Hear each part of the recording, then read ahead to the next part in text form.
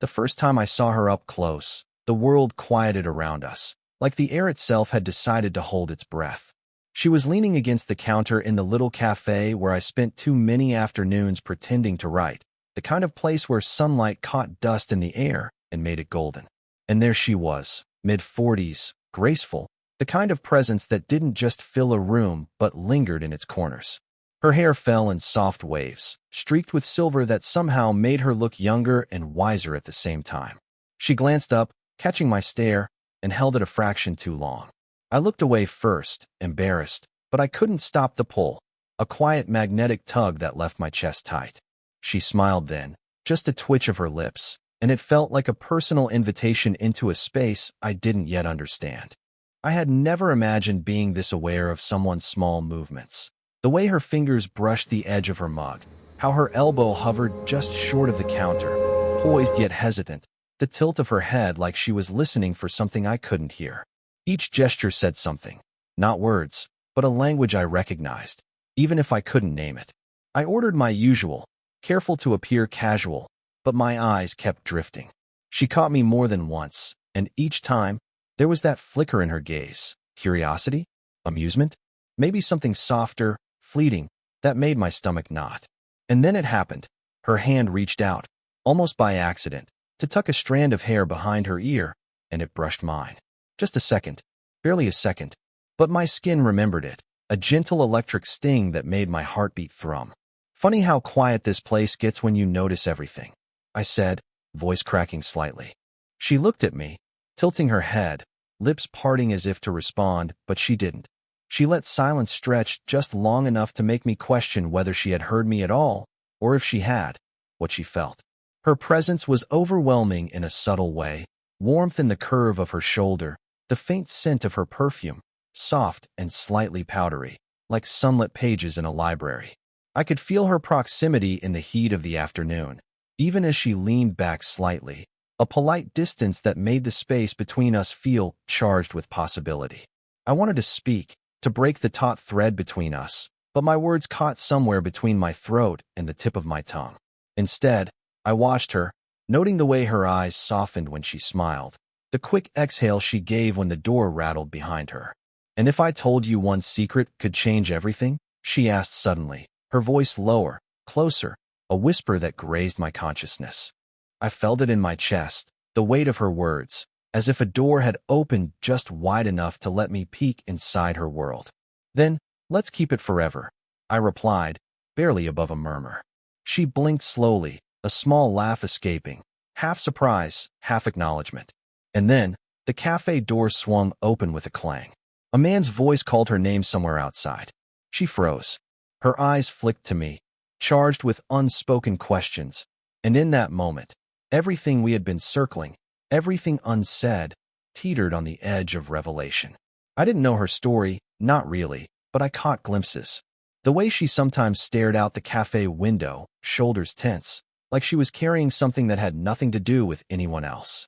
I imagined a life full of carefully curated control, the kind you build after losing a few battles with your own heart. Maybe a marriage that ended quietly, a friendship that had turned distant, or simply years of wanting someone to see her the way I did, without judgment. I too had my shadows. Friends assumed I had nothing to worry about.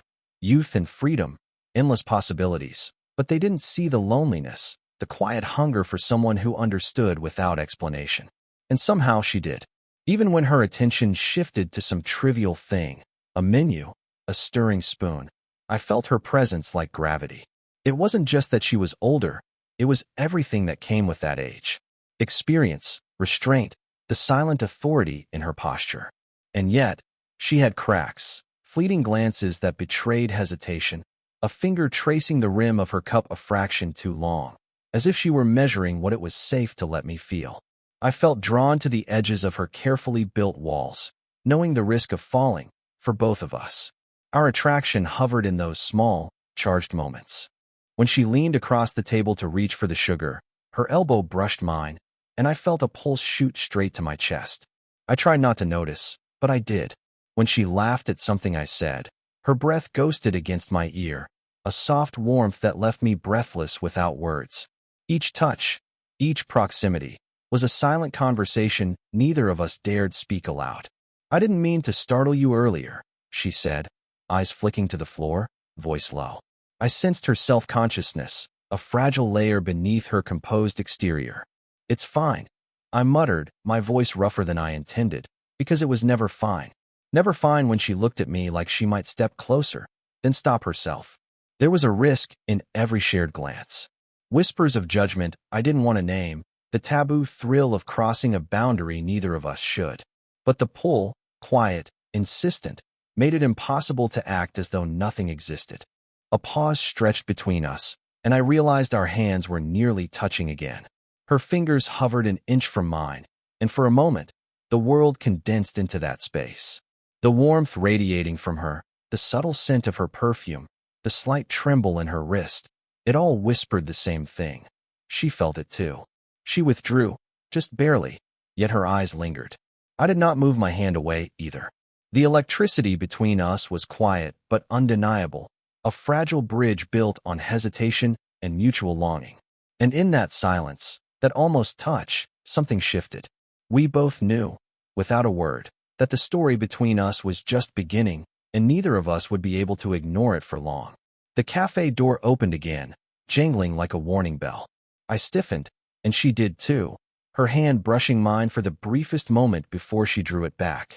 A woman in a crisp coat scanned the room, and then passed us, eyes flicking with that half-recognition that set my chest taut.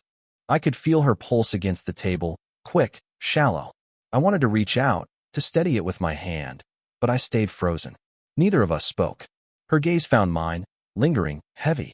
It was dangerous how easy it was to read each other now, how close we'd come to revealing what we both knew but refused to say. Every tilt of her head, every slow inhale, pulled me further into a space I shouldn't enter. "I didn't expect anyone," she murmured, voice soft, almost swallowed by the ambient hum of the cafe. I nodded, my throat dry. A few minutes passed in short, charged beats. Our hands hovered near each other again.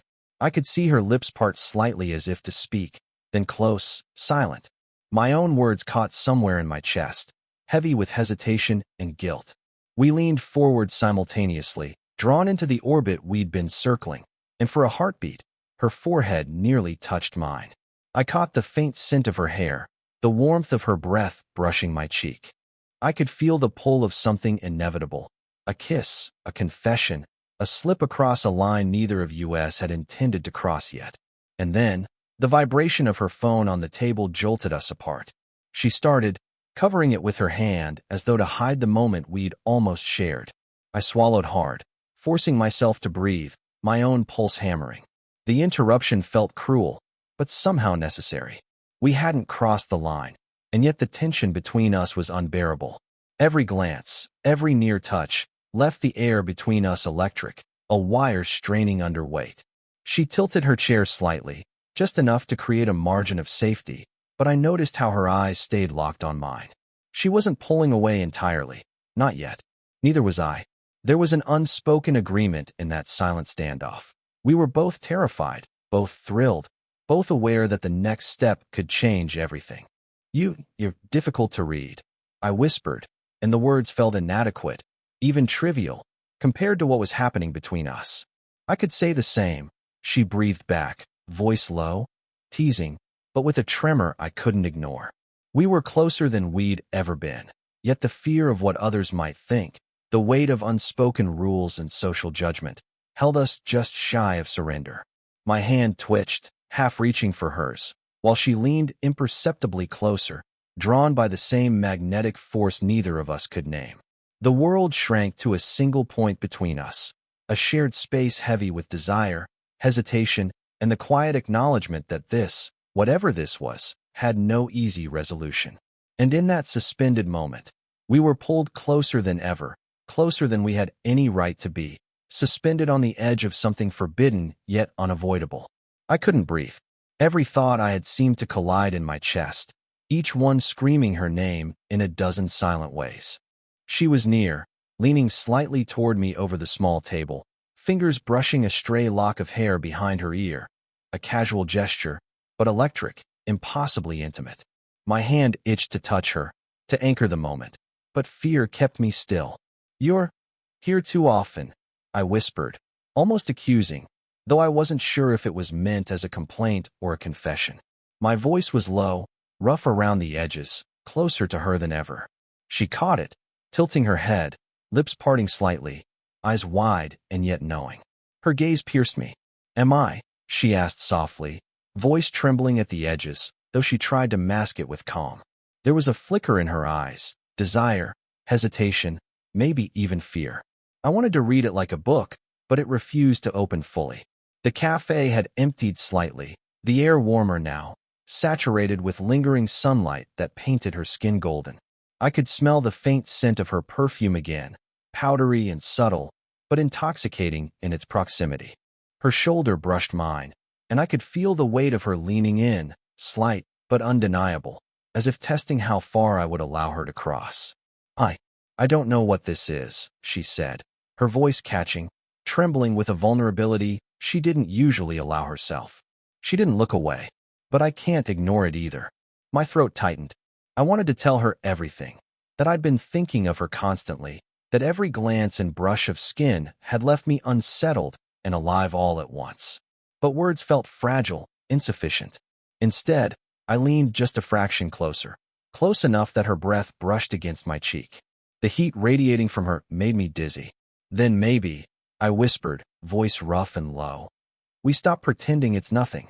Her eyes widened, and her lips parted as if she were about to say something, anything, but the words died on her tongue. The silence between us was thick, heavy with everything we weren't saying.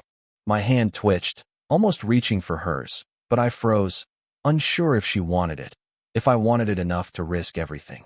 And then she did something small that almost broke me. She leaned just a fraction closer, the barest brush of her shoulder against mine, subtle but deliberate. My heart hammered, so loud I thought she could hear it. I could feel her pulse, the quick inhale of her breath, and the world contracted to the narrow space between us. I needed, to close it, to taste the line we were dancing along. She started, voice low, hesitant, trembling. "Can't." And then the cafe door slammed open with a gust of wind, rattling the glass. The moment shattered, but the air between us still vibrated, charged, unresolved. We were on the edge of everything forbidden, everything wanted, everything we couldn't undo. And I knew, just knew, that one step closer and nothing would be the same. I didn't notice the shadow at first, just the way the light shifted as the door cracked open behind us. Then I heard it, a voice, familiar, tentative, almost too loud in the quiet space. Did I hear? She froze mid-step, her hand half raised as though to shield me from something that hadn't fully formed yet. Her eyes widened, caught between panic and defiance. I turned slowly, heart hammering, to see her sister, someone I hadn't expected, standing in the doorway, a faint frown knitting her brow. The weight of her gaze pressed down, making my chest tighten. Every inch of space between us suddenly felt smaller, dangerous. She stepped back slightly, just enough to create a gap, but the tension only sharpened. Her hand brushed against mine accidentally. I felt the tremor in her fingers, and it made the hair on my arms stand on end. My own hand lingered near hers, unwilling to retreat, though every instinct screamed caution. I didn't mean," she started, voice quivering, but the words failed her. The unspoken truth hovered, heavy and raw, in the space between us. I realized then, with sudden clarity, that the careful rhythm we had been keeping, the subtle touches, the stolen glances, the almost confessions, could no longer exist in secrecy. The safety we had built was gone, replaced with exposure, the thrill now tangled with fear. Her sister's eyes darted between us, curiosity mingling with suspicion, and I could feel her panic radiate. Her shoulder brushed mine again as she turned slightly, an instinctive move that spoke volumes, seeking distance, yet unable to break the invisible thread connecting us. I noticed the quick inhale of her breath, the slight bite of her lower lip, the subtle shift of her weight toward me. Every motion screamed desire restrained by necessity. I started, my voice low, deliberate, almost a whisper meant only for her. She glanced up at me, and our eyes locked, charged and trembling. The moment stretched, fragile as glass. I wanted to tell her everything, to erase the sudden threat of discovery with nothing more than honesty and proximity, but words felt insufficient. Her hand twitched toward mine again, hesitating, hovering on the edge of a touch that could either ignite or undo us. I felt my pulse in my fingertips, in my jaw, in the hollow of my throat. The risk had never felt so sharp, so acute, so impossible to ignore. And then she did something reckless. She stepped closer, deliberately, the warmth of her body brushing against mine in a heartbeat-long collision of intention and instinct. My breath caught. The danger of being seen mingled with the thrill of nearness, and I realized we were past the point of restraint. "I don't care anymore," she whispered, voice low, tremulous, but carrying a boldness I hadn't expected. The words hung between us, daring, combustible. The choice was laid bare. Step back and preserve what was safe, or move forward into something impossible to undo. Her body pressed subtly closer, every micro-gesture screaming yes, even as fear curled its fingers around our edges. I didn't answer immediately. I didn't need to. The tension, the nearness, the danger, the desire, it was all there, binding us, pushing us forward. And in that charged, impossible moment, we both knew that the next move would change everything. The cafe had emptied entirely, leaving us alone in a pocket of suspended time. The sunlight had softened, slanting across the table and casting gold on her hair. I could feel the heat radiating from her, subtle but undeniable, filling the space between us like a living thing. Her hand hovered near mine again, so close I could feel the warmth even without touch. I swallowed, heart hammering, aware of every inhale, every slight tremor in her shoulder. She was watching me with those wide, searching eyes, as though trying to read a decision I hadn't yet made. "I can't pretend anymore," she murmured, voice low, trembling slightly, but steady enough that I knew she meant it. The words were a confession, a plea, a dare all at once. I leaned closer, careful, deliberate. Our knees brushed under the table.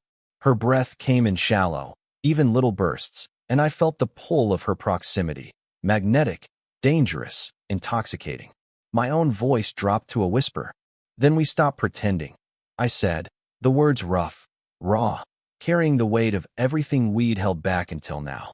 Her lips parted slightly, a fragile smile flickering in the corner of her mouth, and for a moment, the air between us crackled.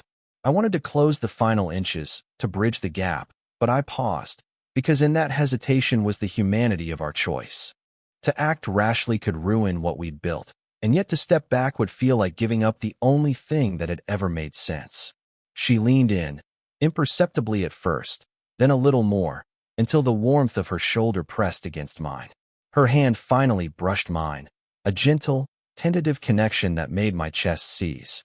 It was soft, fleeting, but it carried everything: desire, fear, relief, and longing. "I've wanted this for longer than I should have," I admitted, voice breaking slightly under the weight of honesty. She didn't speak. She didn't need to. Her eyes, locked on mine, said everything that words could never hold. I reached slowly, deliberately, and let my fingers intertwine with hers. She exhaled softly, leaning against me just enough to make contact intimate, but not overwhelming. Our foreheads brushed lightly, and the electricity in the room, subtle, sensual, unavoidable, was almost unbearable. There was no rush, no grand gesture, just the messy, raw, human acknowledgement of what we wanted, of what we were willing to risk for it. The hesitation had passed. The fear remained, but it was now tempered by choice. "I understand you," she whispered, voice trembling, almost lost in the quiet hum of the empty cafe. "And I understand you," I replied, and somehow, in that moment, we did. Fully. The distance between years, experience, and expectation collapsed, leaving only this: a shared, undeniable connection. For the first time, the world outside didn't matter. The judgment, the risks, the shoulds, none of it touched us here. What mattered was this: the nearness, the warmth, the tentative, messy surrender to something neither of us could ignore. We didn't kiss, not yet, but the space between us felt alive, charged with understanding and promise. And in that quiet, suspended heartbeat, I knew we had crossed a threshold we couldn't unsee, couldn't unsay, couldn't undo. The cafe had grown quiet again, the golden afternoon light fading into a soft, honeyed glow. We stayed at the same table, hands still intertwined, neither of us willing to break the contact that had finally felt like permission to exist in this tiny, imperfect bubble together. Her fingers fit into mine as though they'd been waiting for exactly this moment, and I could feel the subtle tremor of her grip, not nervous anymore, but aware, alive. The age gap, the whispered judgments, the hesitation that had shadowed us for weeks, all of it seemed distant now, irrelevant in the presence of this simple truth. We wanted each other, fully, without apology. She leaned in slowly, resting her forehead against mine, eyes closed. The warmth of her skin, the soft inhale of her breath, made my chest tighten.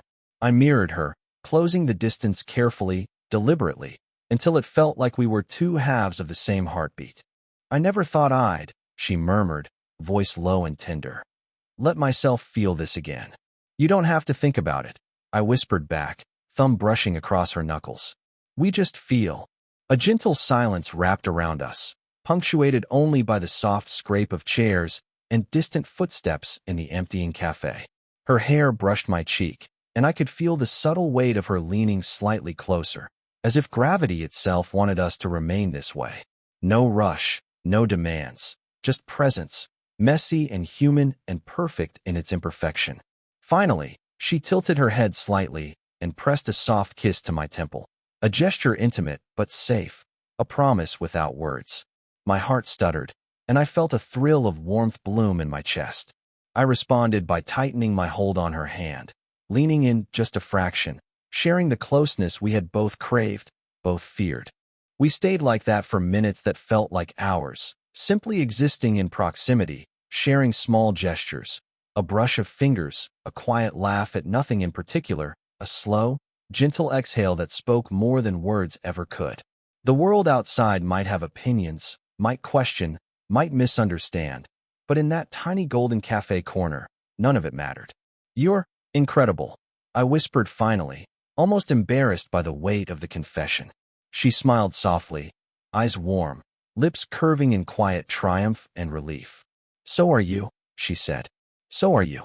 We lingered together until the sun dipped below the horizon, a soft glow framing our quiet intimacy. No declarations, no drama, just the simple, messy, real truth. We were here, together, choosing to stay. The risks hadn't disappeared, but the rewards, the warmth, the closeness, the understanding, were too powerful to ignore. And in that moment, I knew it wasn't about the years between us, the whispered doubts, or the world outside. It was about this, a connection that had been long denied, long delayed, but now fully realized. We left the cafe slowly, hands still entwined, moving together into a world that could no longer separate us.